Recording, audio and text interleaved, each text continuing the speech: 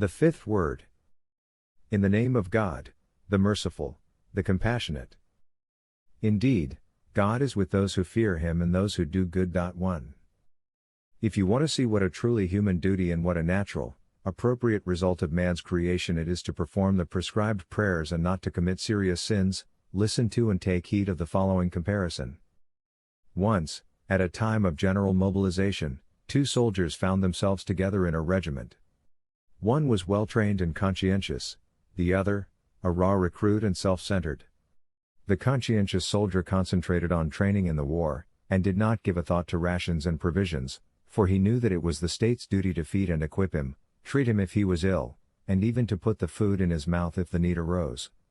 He knew that his essential duty was to train and fight.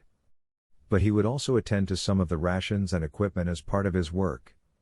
He would boil up the saucepans, wash up the mess tins, and bring them. If it was then asked him, "What are you doing?"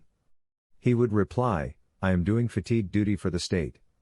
He would not say, "I am working for my living." The raw recruit, however, was fond of his stomach and paid no attention to training in the war. "That is the state's business. What is it to me?" he would say. He thought constantly of his livelihood, and pursuing it would leave the regiment and go to the market to do shopping. One day his well-trained friend said to him, "Your basic duty is training and fighting, brother. You were brought here for that. Trust in the king, he will not let you go hungry. That is his duty. Anyway, you are powerless and wanting, you cannot feed yourself everywhere. And this is a time of mobilization and war, he will tell you that you are mutinous and will punish you. Yes, there are two duties which concern us.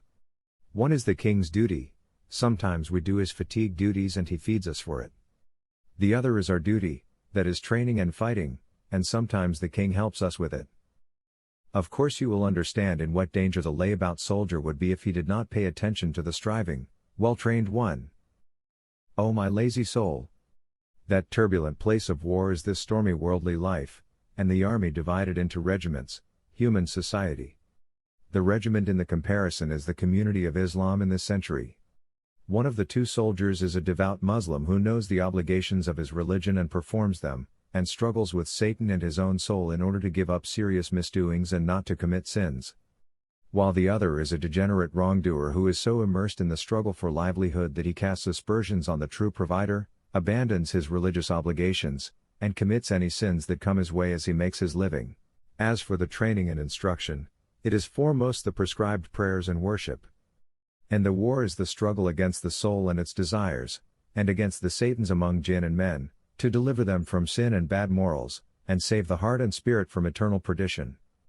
And the first of the two duties is to give life and sustain it, while the other is to worship and beseech the giver and sustainer of life. It is to trust in him and rely on him. Indeed, whoever made and bestowed life, which is a most brilliant miracle of the eternally besought one's art and a wonder of dominical wisdom, is the one who maintains and perpetuates it through sustenance. It cannot be another. Do you want proof? The most impotent and stupid animals are the best nourished, like fish, and worms in fruit. And it is the most helpless and delicate creatures who have the choicest food, like infants and the young of all species. For sure, it is enough to compare fish with foxes, newly born animals with wild beasts, and trees with animals in order to understand that licit food is obtained not through power and will, but through impotence and helplessness. That is to say, someone who gives up performing the prescribed prayers because of the struggle for livelihood resembles the soldier who abandoned his training and trench and went and begged in the market.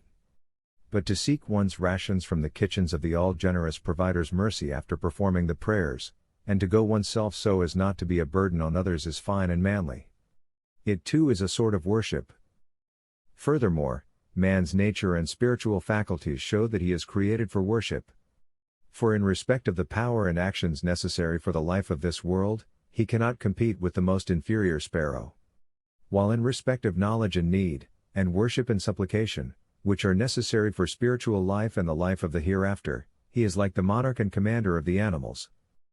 O my soul!